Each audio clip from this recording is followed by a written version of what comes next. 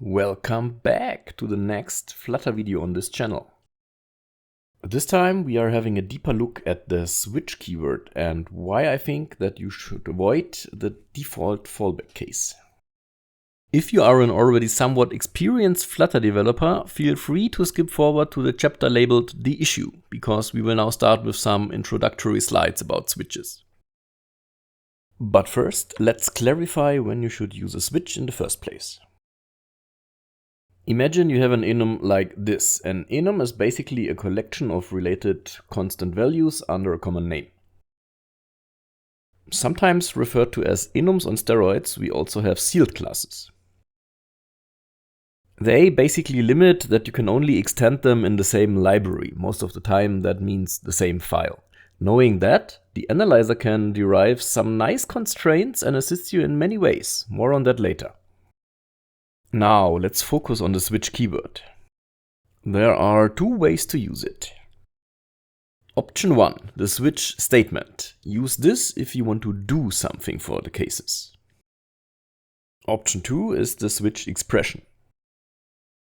The switch expression returns a value. Use this if you want to convert or map the cases to something else. Both of them provide a fallback or default case. If you do not want to handle each case or all the cases, you can fall back to the default case, which will handle all cases that you have not explicitly handled yourself. You can also combine cases by falling through. This is available for both the switch expression and the switch statement. It will apply the same code for a set of cases. Now, let's see how the analyzer can help us when we use switches. Since the analyzer knows about all the possible values of an enum, it can check if you properly handled all the cases or if you forgot one. The same goes for sealed classes. The analyzer knows if you forgot to handle an implementation class because it knows about all the implementation classes that exist. This ensuring that all cases are handled is called being exhaustive. Now see this example. We add a new value to the enum. Our switch code so far only handles one case explicitly and falls back to the default case for everything else.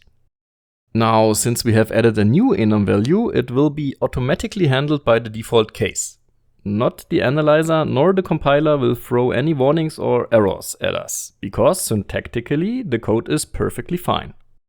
But we do not want our new value to be handled by the default case. Still, we might just forget to update our switch. So what is my suggested fix? Never use the default fallback case. Instead, always explicitly mention all the cases. You can still only write your implementation once and group cases together. That is perfectly fine.